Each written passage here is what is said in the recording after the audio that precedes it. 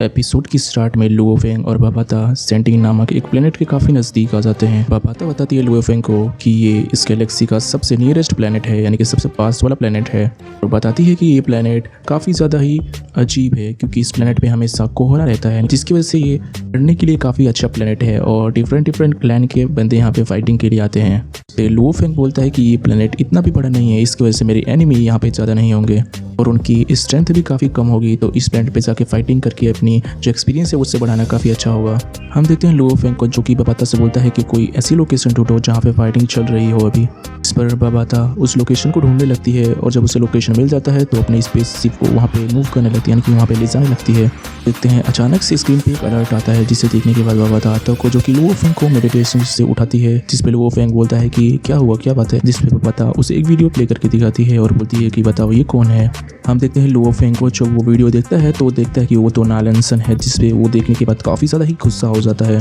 लुओफेंग बोलता है कि मैं अर्थ से इतनी ज़्यादा दूर हूँ लेकिन देखो किस्मत ने मुझे मिला ही दिया। लुओफेंग काफ़ी गुस्से में बोलता है कि इस कमीने ने मेरे पूरी फैमिली को हॉस्टेज बनवा लिया था पिछले टाइम, अर्थ के लोगों को काफ़ी ज़्यादा ही परेशान किया था। इसके बावजूद भी 4000 सालों तक बचा रहा, लेकिन आज तो ये पक्का मरेगा, आज मैं इसे नहीं छोड़ने वाला। इसके बाद लुओफेंग बाबाता से पूछता है कि नीचे की सिचुएशन अभी क्या है, यानी कि प्लेनेट पे अभी सिचुएशन चल रही है, जिस पे बाबाता बताती है कि बहुत सारे ह्यूमन जो कि एक ग्रुप का पार्ट हैं वो बहुत सारे डीमनों से लड़ रहे हैं। हमें दिखाया जाता है कि जो ह्यूमंस होते हैं वो अपनी स्पेसशिप मदद से बहुत सारे जो डीमन होते हैं उन्हें मार रहे होते हैं। देखते हैं वहाँ पे मॉन्स्टर एक स्पेसशिप को गिरा देता है, जिसकी वजह से उसमें जो वॉरियर रहते हैं वो बाहर निकल के स्वॉर्ड से फाइट करने लगते हैं। हम देखते हैं ह्यूमंस डीमंस को लगातार मारे जा रहे होते हैं, लेकिन हम देखते हैं वहाँ पे डीमंस कम होने के नाम ही नहीं ले रहे होते हैं, वहाँ पे बहुत सारे डीमन होते हैं। अगले सीन में हम देखते हैं वहाँ पे एक ड्रैगन को जिसके 2 सर होते हैं और वो काफी खतरनाक अटैक कर रहा होता है ह्यूमंस पे। ये सब देखने के बाद लुओफेंग बोलता है ये स्पेस टाइम ड्रैगन बीस्ट है, जो रॉयल डीमन मेंबर में से एक का मेंबर है और वो ड्रैगन सब पे भारी पड़ रहा था, जिसकी वजह से ह्यूमंस और डीमंस अलग हो जाते हैं, यानी कि अलग हो जाते हैं और अगले सीन में अटैक कर देते हैं एक दूसरे पे। हम देखते हैं ह्यूमंस कमांडर्स को जो कि उस ड्रैगन पे लगातार वॉर किए जा रहे होते हैं। हम देखते हैं ड्रैगन को जो कि उनकी स्पीड की वजह से उन्हें पकड़ नहीं पा रहा था, जिसकी वजह से ड्रैगन काफी ज्यादा ही भड़क जाता है और अपनी पावर का इस्तेमाल करता है, अपनी आंखों को खोलता है, जिसकी वजह से वो जो कमांडर होता है वो उसकी स्पीड काफी स्लो दिखने लगती है। उस ड्रैगन को ड्रैगन अपनी टेल का इस्तेमाल करता है, उससे दूर पटक देता है। तभी बहुत सारे स्पिरिचुअल मास्टर एक साथ मिलकर उसके ऊपर हमला करते हैं। अगले सीन में हमें नालिंसन को दिखाया जाता है जिसके ऊपर एक एलिफेंट बीस्ट ने हमला कर दिया होता है, लेकिन हम देखते हैं कि उसका फ्रेंड आके वो उसे वहां से बचा लेता है। लुओफेंग जिस पे बताता है कि नालिंसन वर्ल्ड मास्टर के स्टेज 3 पर है, जिस पर बाबाता बताती है कि ह्यूमन आर्मी के जो कमांडर्स हैं वो लगातार सिग्नल्स भेज रहे हैं किसी को हेल्प के लिए और एक मैसेज हमारे सीट में भी आया है, जिस पे लुओफेंग बोलता है कि ठीक है मैं उनकी मदद करूंगा। सीन शिफ्ट होता है और हमें दिखाया जाता है ह्यूमंस को जिसके ऊपर डीमंस काफी ज्यादा ही भारी पड़ रहे होते हैं। इस तरफ हम नालिंसन को देखते हैं जिसके फ्रेंड्स उसे बचाने की पूरी कोशिश कर रहे होते हैं उस एलिफेंट बीस्ट से और खुद लड़ने के लिए उसके तरफ चले जाते हैं। हम देखते हैं बीस्ट को जो कि उन पे अटैक करके उन्हें मार देता है, जिसपे नालिंसन बोलता है कि इन दोस्तों के बिना मैं अब तक सर्वाइव नहीं कर पाता और बोलता है कि अब मैं क्या करूंगा।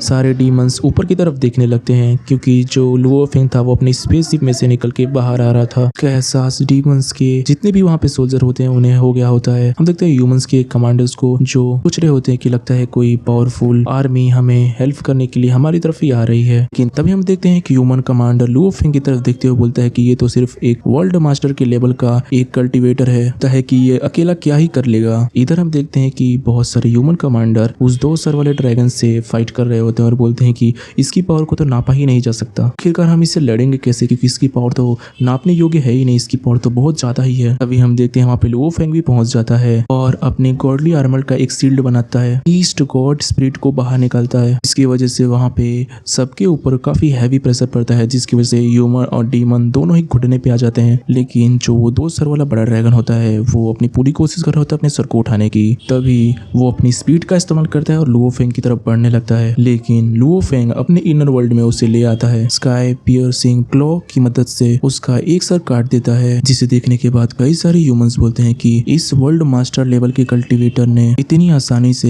इस ड्रैगन के एक सर को कैसे काट दिया। दूसरी तरफ वो ड्रैगन होता है वो अपने एक सिर की अपनी पावर का यूज करके टाइम को रिवर्स कर देता है, जिसकी वजह से उसकी जो एक और सिर होता है जो कटा होता है वो फिर से रीजनरेट हो जाता है। इस तरफ नालिंसन कहता है कि वर्ल्ड मास्टर लेवल का बंदा सच में काफी ज्यादा ही पावरफुल है। वो सोच रहा होता है कि अगर मैं इससे दोस्ती कर लूं तो लुओफेंग मेरा कुछ भी बिगाड़ नहीं पाएगा। वो ध्यान से देखता है तो उसे पता चलता है कि वो असल में लुओफेंग ही है। ये देखने इतने पर तो उसकी काफी ज्यादा ही फटने लगती है और वो सोचता है कि लो अब तो गए, अगर इसने मुझे यहाँ पे देख लिया तो ये मुझे छोड़ने वाला नहीं है। बोल रहा होता है कि मैं ऐसे ही बहुत सारे प्लेनेट पे अभी तक फाइट कर रहा था ताकि मैं उससे बचा रहूं, लेकिन अब ये यहाँ पे आ चुका है तो अब ये मुझे जरूर ही मार देगा। इससे बचने के लिए इस प्लेनेट तक आया, लेकिन देखो ये यहाँ पे भी आ गया। ये सब सोच के उसके सामने बहुत डरावना ही इल्यूजन आने लगता है कि लुओ फेंग उसे काफी बुरी मौत देने वाला है। देखते हैं नालानसन इल्यूजन से बाहर आते हुए बोलता है कि लेकिन मैं यहाँ से भाग नहीं सकता, ऊपर से यहाँ का रूल है कि कोई भी ह्यूमन दूसरे ह्यूमन को नहीं मार सकता, तो अगर मैं बाकी सभी ह्यूमन के सामने रहूं तो लुओ फेंग मेरा कुछ भी बिगाड़ नहीं पाएगा। इधर लुओ फेंग अपने मन में ही सोच रहा होता है कि भले मैं नालानसन को यहाँ पे इनके सामने नहीं मार सकता, लेकिन मेरे पास और भी प्लान है उसे मारने के लिए। और लुओ फेंग वहां से उस ड्रैगन के पास चला आता है और उसके ऊपर एक स्लैश अटैक कर देता है, की वजह से वो ड्रैगन काफी भड़क जाता है और लुओ फेंग पे एक लेजर बीम का अटैक करता है जो कि देखने में काफी ज्यादा ही पावरफुल लग रहा होता है। हम देखते हैं लुओ फेंग उसके अटैक से बच जाता है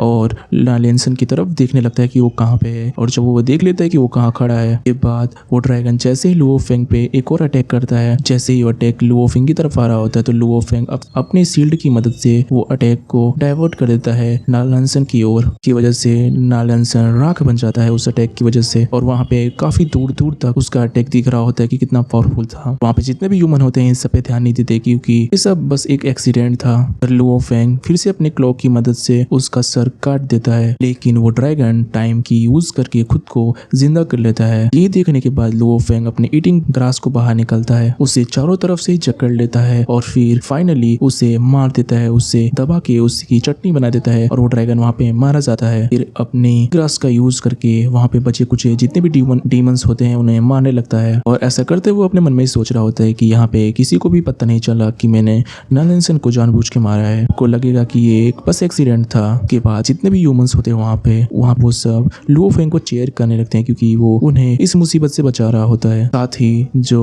उनके कमांडर होते हैं वो भी लुओ फेंग को थैंक यू बोलते हैं। इसके बाद लुओ फेंग अपने स्पेसशिप में आ जाता है और डेटा चेक करने लगता है और बोलता है डेटा के अकॉर्डिंग टांजी नाम के प्लेनेट बहुत ज्यादा एंशिएंट ट्रेजर छुपे हुए हैं, जिसकी वजह से हर एक क्लैन उस खजाने को पाना चाहता है, लेकिन मैं वहां अभी नहीं जाऊंगा। पहले मैं इस प्लेनेट के 12 सुप्रीम बीइंग को हराऊंगा। अगले सीन में लुओ फेंग मेडिटेशन करने के लिए बैठ जाता है जहाँ 100 ईयर बीत जाता है। फिर लुओ फेंग हमें बताता है 300 सालों तक मैंने बहुत सारे डीमंस को मारा है। बताता है कि स्टार्टिंग में तो मैं ईटिंग ग्रास पे ही निर्भर था, लेकिन धीरे मैंने उसका इस्तेमाल बहुत ज्यादा कम कर दिया। साथ ही मैंने अपने 7 स्वॉर्ड टेक्निक को भी काफी ज्यादा ही प्रैक्टिस कर लिया है, जो कि पहले काफी ज्यादा ही वीक थी। फेंग सोचता है कि अब टाइम आ चुका है जितने भी प्रैक्टिस किया उसका टेस्ट ले। बबाता और एआई आपस में ही गेम खेल रहे होते हैं। वही बबाता जीत जाती है। बबाता को कुछ इन्फॉर्मेशन मिलती है तो वो लुओ फेंग के पास जाती है जो कि वहाँ पे अपने गोल्डन नोड महबूद के साथ फाइट कर रहा होता है। ये कि यहाँ पे बहुत सारे इंसेक्ट क्लैन के और ह्यूमंस आपस में फाइट कर रहे हैं। हम इंसेक्ट क्लैन के लोगों को देखते हैं जिनके पास 12 थे और ये ह्यूमंस पे काफी ज्यादा ही भारी पड़ रहे थे। लुओ फेंग को बताता है कि ये सब मेरे ट्रेनिंग के लिए काफी ज्यादा ही बढ़िया होंगे। और इंसेक्ट के 12 बंदों में से एक बंदा ह्यूमंस के ऊपर काफी ज्यादा ही प्रेशर बना रहा होता है, जबकि ह्यूमंस बोल रहे होते हैं कि हम हार मानते हैं। और उस बंदे को काफी ज्यादा ही मजा आ रहा होता है ह्यूमंस को मारने में। तभी हम देखते हैं उसके पास जो एक लड़की खड़ी हुई होती है, वो बोलती है कि तुम्हें इतना भी कुछ नहीं होना चाहिए क्योंकि अगर वो ईटिंग ग्रास वाला कल्टीवेटर यहाँ पे आ गया तो हमारा क्या होगा। इस पे वो बंदा बोलता है कि उस बंदे को 100 साल पहले देखा गया था और उसको उन 12 सुप्रीम बीइंग से भी कंपेयर किया जाता था कि उसकी जो वो स्टार ईटिंग ग्रास है वो काफी ज्यादा ही पावरफुल है, वो अपनी प्लांट की वजह से इतना उछलता है, बिना वो कुछ नहीं है। तो वो बंदा बोलता है कि अगर हम सब मिल के काम करें तो हम उसे इजीली हरा देंगे। तभी हम देखते हैं वहाँ पे लुओ फेंग पहुंच जाता है। वहाँ पहुंचने के बाद बोलता है कि तुम लोग ऐसे पीछे बात करने से अच्छा तुम लोग मेरे सामने ये बात करो। बोलने के बाद अपनी पावर का इस्तेमाल करके उनमें से एक बंदे को मार देता है और ये एपिसोड यहीं पे खत्म हो जाता है। अगले एपिसोड में देखेंगे इसके आगे क्या होता है।